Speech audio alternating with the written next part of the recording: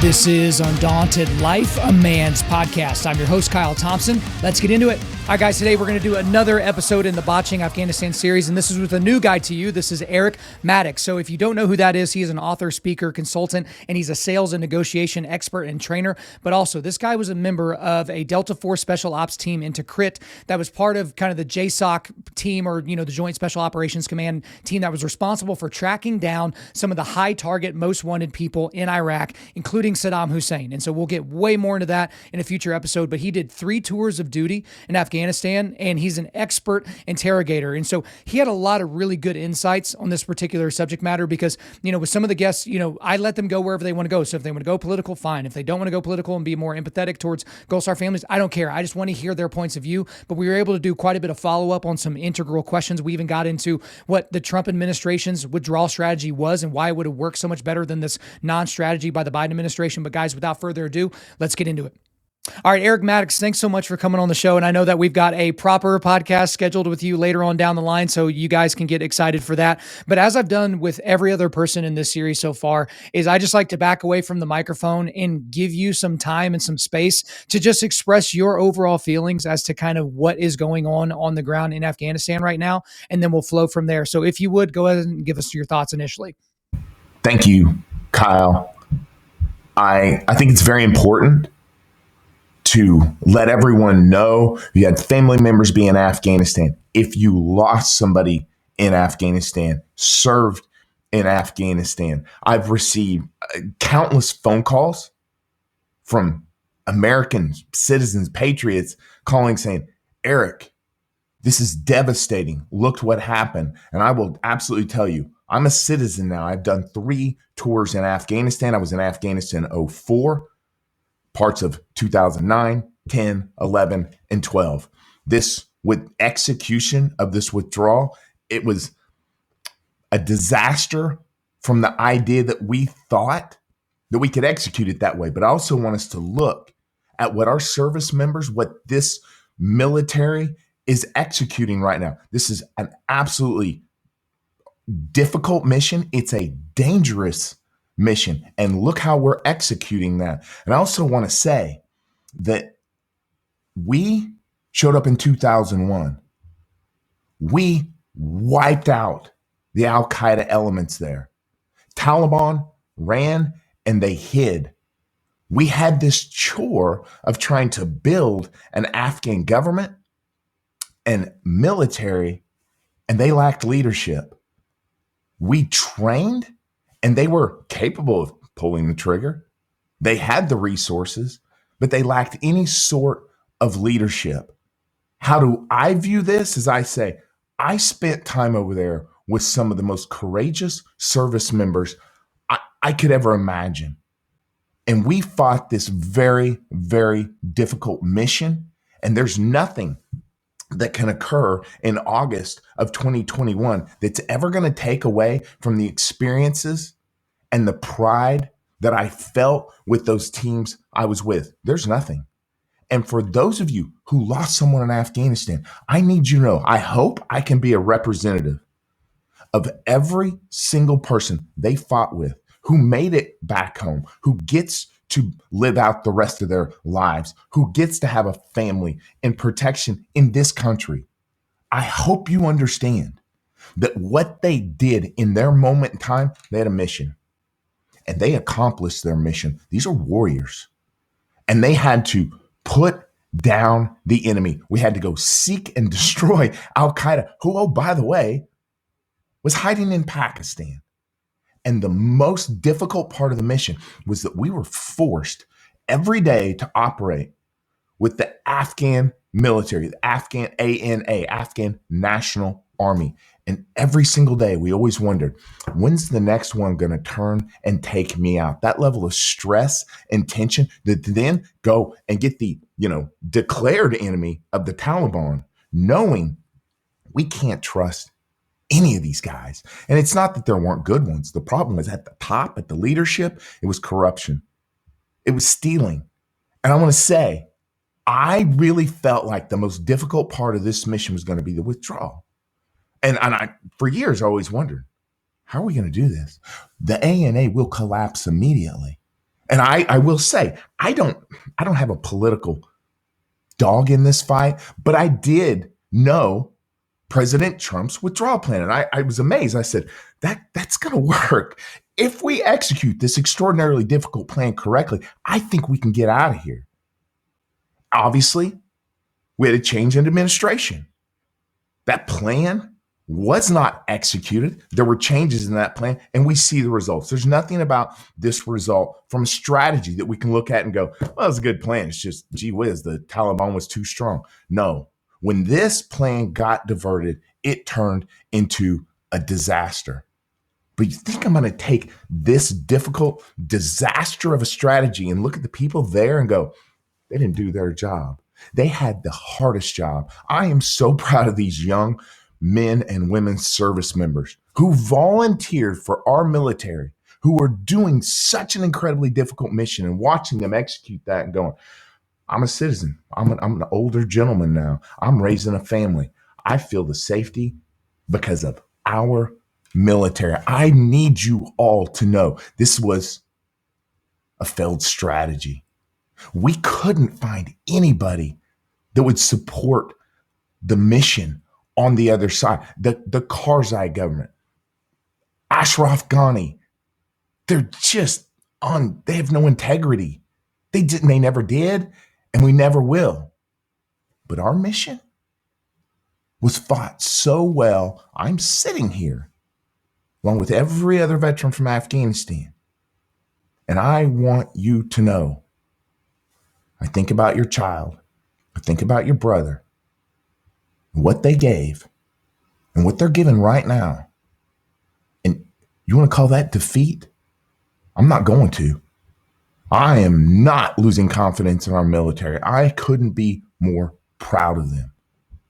Given a mission to build cowards, we know how to build and train dedicated, loyal men and women. We don't know how to build cowards, and I don't think we ever should.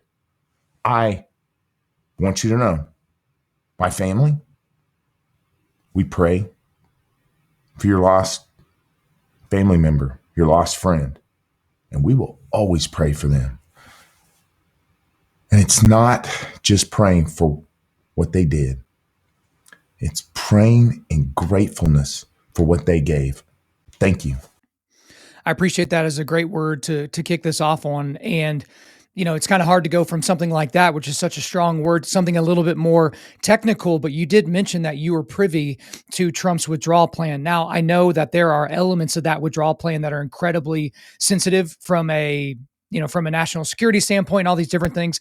But can you at least give us a basic overview, a flyover of what that plan was? Because we know what Joe Biden did. That wasn't a plan. That was a, let's do this. It wasn't a plan. It was just, hey, I have ice cream over here and I got to go watch Matlock. So he just got distracted.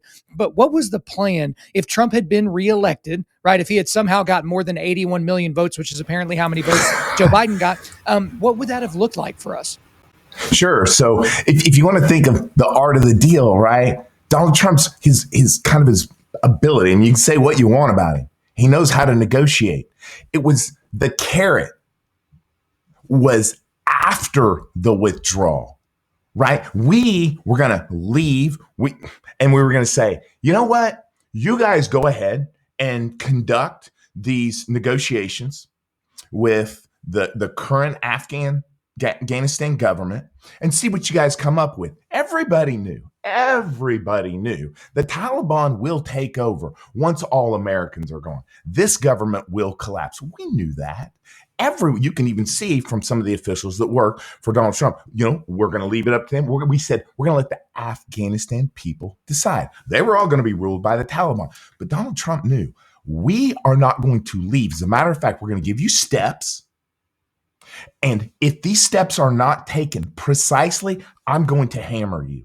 And we knew he would. And they even got out of line a little things, and we would go in and do quick strikes. We demonstrated our ability, right, on Soleimani, and it just knew. And plus, but the thing is, it wasn't necessarily the threat. People think it was Donald Trump and that strategy's threat. No, it was the carrot that we were saying, we're going to let you decide, but we will be so far gone before you're going to come in and make that decision, right? But the problem is, once the Taliban testing this strategy said, wait, we can get out of line and nothing occurs. Wait a second, we can start rolling now. And the closer they got and they realized there is no resistance, what a great win for the Taliban just across the world, right? The vision that they take over Afghanistan, the government, the airport, while the United States is still there. See, that was the difference. But I want to be perfectly clear. Everyone knows this, and we knew this by 2012. The moment we leave, we have no government. The ANA are cowards, and we've been running this thing, and that will never change. So that's something we can look at and say, wait a second, why did we stay even this long? Because we didn't have a withdrawal plan. Donald Trump's withdrawal plan was very clear, and the Taliban was following it until we backed off, didn't have that threat. And they said, well, now it doesn't matter. Let's just go get the carrot. Okay, that makes sense. I appreciate you sharing that with us. I also want to key in on something that you said from the top as well about kind of what we were sent there to do versus where we ended up. So obviously I know with what you do for business and everything like that, you're familiar with Covey, and, begin with the end in mind. And so we begin with victory in mind. And so if you're someone like me, I don't care about the ride. I don't care about how good of a game it was or how much fun we had. I care about the scoreboard. And, that's just kind of my pessimistic attitude towards things like this. And so you have a lot of people so I just want to kind of drill you down a little bit more on this. You have a lot of people that were over there that sacrificed, and they're looking at the scoreboard and it shows an L. It doesn't show all the home runs that came about before they got to that point. They just see the result. So specifically, because I love the word you gave from the beginning, but specifically to the people that are like, hey, we lost ultimately. It's the same thing with Vietnam. People look back and like, hey, we kicked a lot of tail in Vietnam, but ultimately we ran out of there with our tail tucked between our legs. I'm obviously, painting with a broad brush here, but what would you say about people that are only looking at the result? I can appreciate that and say, hey, we won, we lost. Here's the thing. We went over there, yes, take out Al-Qaeda out of Afghanistan, and then go get rid of Al-Qaeda as they're harboring in Pakistan. Something we all should look at. If we don't want to look at, we're going to look at this, we're going to take this as an L, we better look at the Pakistan administration and their lack of support and their manipulation of this entire process. We also wanted to take out the Taliban. Here was the problem. The Taliban, it's not a terrorist organization. It is the culture of the Pashtuns in Afghanistan. Now, if we really want to say what the L, what's the execution, what was the result? How did we get this L? It came down to this. People need government. And the people of Afghanistan, they really need judicial government. It's a big thing in their culture. They need judges to just handle disputes. We built a government, Hamid Karzai. They had government officials, they had judges, they had representatives that were representative of the entire country. Do you know that for the bulk of this war, those representatives never set foot from the time they were appointed, elected, into their districts because it was controlled by the Taliban in those regions that were Pashtun, right? Uzbeki areas, a lot of Tajiki areas and Hazara areas. No, those representatives definitely could set foot there. But where the Taliban existed in their citizens, right, and their people, those representatives never set foot there. So the Taliban had what we call a shadow government. I knew this war was done in terms of our ability to hand over to the Afghan government. In 2009, we did interrogations after interrogations, and I realized, oh my goodness, these people, not the Taliban warriors, but the citizens, the Pashtuns in these regions relied exclusively on the shadow government. Now, we say we knew this, but we did not know the extent to which the Afghanistan government was corrupt and incapable. So at that point, it was very clear to intelligence officers, analysts, and interrogators, this is done because there is no representation of the Pashtuns. As a result, there is no opportunity for victory. It doesn't matter what our military strength is, how successful. You can take out all the Taliban leaders, and we took most of them out. This is their culture. When their children get of age, they're back in. So if the idea of how you win this is a withdrawal. There is no other option. And we were clear on that. There is no government official who really knew the situation in Afghanistan and said, we're going to leave and the Afghanistan government is going to stick around because their military can handle this. Nobody felt that way. Well, let me ask you this as well, because obviously, if you look at this as the last week or two type of a thing, that's a very short-sighted view of history. But if you look at this over time and you say, going back to Alexander the Great, they tried to do warfare in this area and did it unsuccessfully for the most part. The British, the Russians, the United States, and our allies. Again, we're looking at this time period that we were successful, like in just about every metric that you could be successful. But there was the reality of this is a very, it's not an agrarian culture, but I'm trying not to be offensive. It's an old school culture, like 7th, 8th century type culture that's not built around democracy, that's not built around personal freedoms. And it's all kind of has its tendrils in fundamentalist Islam, not radical Islam, because there's technically no such thing. It's fundamentalist Islam if you actually read the Quran and read the 9th surah. So is it possible to even have peace in this area? Again, you're talking to a pessimist for the most part, but is it possible to have a time period where the United States and the surrounding areas there in the Middle East don't have to worry about what's going on in Afghanistan? No, it's too mountainous. Yeah. They're too dispersed. Their translation of Sharia law is the way they want to run their government, their people. It is not going to happen. Now, they're going to have the government. We will see how they're going to handle, right? I'm going to give a little kind of thing I don't think most people know. The Taliban, Al-Qaeda, they don't like each other. Listen to me. The Taliban and Al-Qaeda do not like each other. They do not have a ton of respect for each other. The Taliban brought in Al-Qaeda prior to, in the late 90s and up to 2001 because they couldn't get any money. They don't know how to run a country and they were not recognized. Bin Laden had a bunch of money, had access to a bunch of money, but they said, hey, go hang out in these little areas and don't do anything stupid. Well, Al-Qaeda is a global terrorist organization. They conducted attacks on 9/11, and the Taliban said, you did what? You idiots?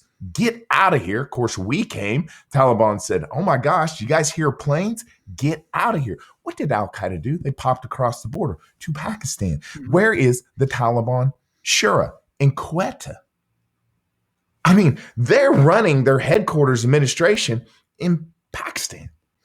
And so I do not think that we're ever going to look at the Taliban government and go, wow, they're really doing a good job. It's going to be despicable. I think it's up for debate the degree to which they're going to harbor global international terrorists, Middle Eastern terrorists in the future, because they do not like each other.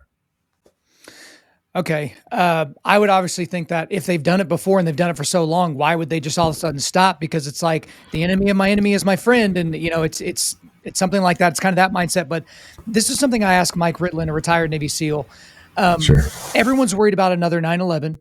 Like if you're paying attention, something similar to that, not just a pinprick strike or a lone wolf type thing, but like a real coordinated attack on the homeland. And I asked him, if that were to happen, will the United States galvanize around each other and around the American flag as they did in 2001? He said, absolutely 100%. I'm a little bit less convinced of that because the world we live in now is unrecognizable to the world we lived in 2021. The level of depraved thinking, the cultural decay that I feel like we've seen. And so I guess from your perspective, I guess a two-part question. If another 9/11 does happen, Do you feel like the American public will galvanize around the government, I guess, depending on who's in the White House, and say, let's do whatever we need to do? And then are we going to have to go back to Afghanistan like we did in 2001, 2002? Are we going to have to really go back? Not just, hey, we're going to send back some more troops so we don't look stupid on the news. We're going to send back a few more troops to see if we can pull our people out. Like, what do you think is going to happen there?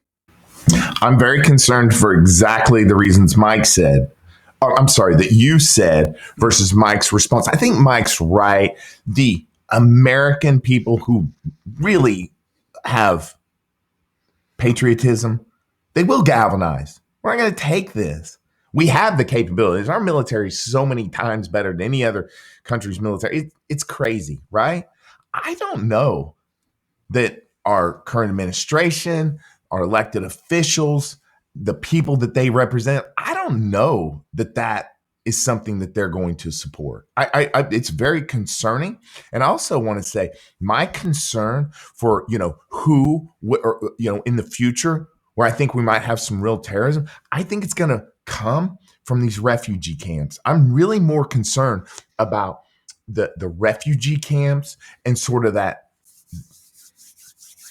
building up of tension with the young males and the young adult males. That's where I'm really concerned. Again, anything can happen in Taliban. Nobody's going to look at them and go, oh, wow, we can trust them. That will never happen, right? But if it does happen, I am very concerned what the response is going to be by our government. Eric, let me hop in here because you brought up something that I haven't really been able to talk to people about because I'm still kind of formulating my own opinions, because very few people are pointing this out. The horrible videos at the airport in Kabul of the people desperately trying to get on the planes, running on the tarmac. There's something that most of those men, or I just gave it away, most of those people have in common is they're military-aged males. I didn't see a lot of women on the tarmac. I didn't see a lot of children, and certainly they were there, but it was a lot of military-aged males. When you saw inside that big United States plane, all the people that were sitting there being taken out of there, they were all military-aged males. Didn't see a lot of children, didn't see a lot of women. And we're bringing a lot of these people back to the United States. We're transferring them to other places. And I'm a little bit concerned about the vetting process, because what if you didn't grab your passport? What if there's no papers to substantiate who you are? And we're just supposed to accept you into different communities here in the United States. All the while, there are tens of thousands of American citizens that are already American citizens that are on the ground there. And, the Biden administration's like, well, I guess I don't know what we're going to do. We don't know how many of you there are. We have no way to guarantee your safety to the airport. So speak to that a little bit, because that's unbelievably controversial, especially if you have a Christian worldview, to be like, hey, the sojourner or the refugee, we shouldn't focus on them. We should focus on our people first. But what should our mindset be about these people? Because I am concerned that that's part of the plan. The Taliban's like, yeah, we're going to get some of our guys on the plane, and now they're going to be in the U.S. and they can do whatever they want. So I'm going to start with that last comment. We're going to get some guys on the plane, they can get the U.S., they can do whatever they want. That's not my concern, right? Maybe they do. Those Taliban guys aren't interested in getting to the U.S. right now. They just won. Do not look at them as clever enough to get into the U.S., set up shop yet. My biggest concern is a lot of people who are turned into kind of radical terrorists, they start off with good intentions. I just wanted to get out. I needed freedom. Then they get to an area with a refugee camp, a lot of people with similar backgrounds, right? They can't assimilate into whatever society, whether it's Europe, United States. They get disgruntled and they create this gang. And the gang is around radical Islam. And from there, it breeds. My concern, there's not onesie twosies coming in. That's not going to be our problem. It's the thousands that come in. Maybe they do have good intentions. When they can't make it work, and their children, their young adult males get of age, it is very concerning. Does that make sense, Kyle? Yeah, absolutely. That's, I guess the whole time, whenever I'm talking to people like you or people that have experience in this area, is I'm going to make up my own mind. I'm going to take in all the information that I'm going to take in and make up my own mind.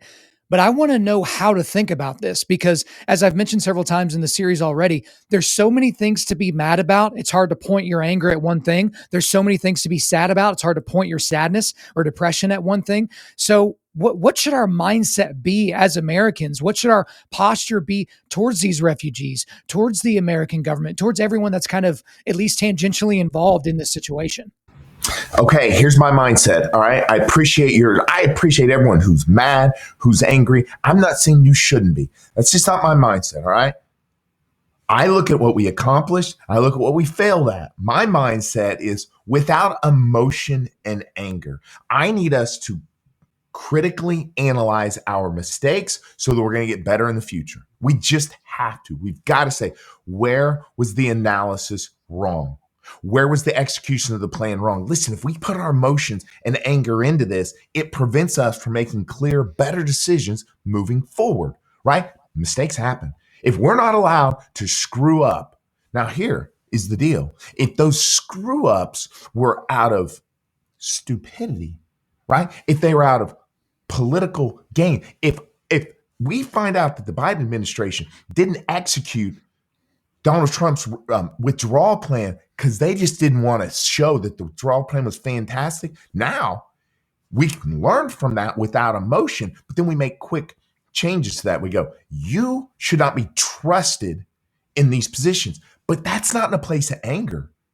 We've got to make decisions that are best for this country. We can be hurt. We can be sad. You put that away. You analyze the situation, the mistakes, the good, the bad, and then you move forward. Kyle, does that make sense? Absolutely. And as we kind of bring it to a close here, I appreciate you giving us so much time on this subject. One thing about Americans is we're people of action, right? So you mentioned patriots earlier. We want to be able to do stuff. So immediately people were like, who can we give money to help get these refugees out? Like I've talked to people, behind the scenes that are kind of working to get people out. It's like, what can we do to pour gasoline on the fire that you've created? I've also talked to people about like, is this a blue tie, red tie thing? Like if the red tie was still in the White House, right? The red tie attached to the orange man bad. But like, if that was happening, would we be dealing with this? Is it going to take another red tie in office to ensure that we don't see something like this? But as we close here, we'll make this a final question. What is the actionable thing that us as a general civvy in American life can do to help with this situation? Is it voting? Is it money? What is it?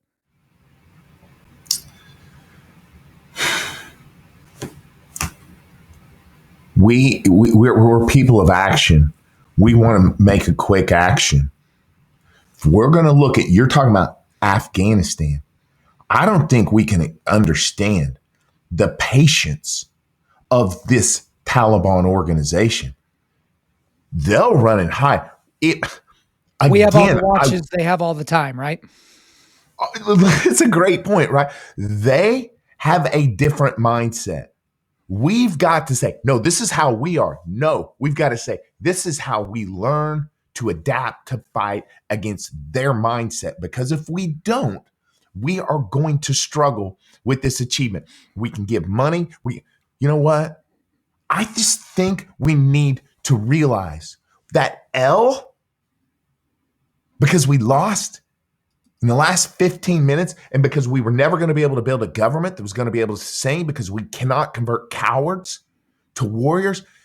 If we want to do something, we have got to recognize the efforts of the military over a 20-year period. Because Kyle, you want to talk about safety and security of our country? Do you know this? You know this. This is all voluntary.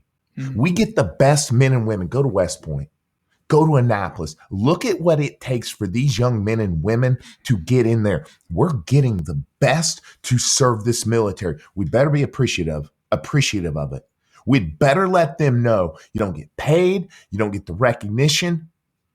And when you come back, there's a really good chance you're all screwed up, right? Because the stress on their brains, on their lives, we have got to recognize that so that we don't lose this volunteer military. Other than that, we need to start thinking and realizing the people we're after, how do they think? It doesn't matter how we think. It matters how they think. And we're America. We adapt to our enemy. Absolutely. Well, Eric, thank you for spending so much time on all these different subjects. I know we went into a lot of areas, and I know my audience is probably desperate to hear more. And I can let you know that you will hear more down the road. We're going to be happy to have you back on here. But thanks for coming on here today. Thank you, Kyle.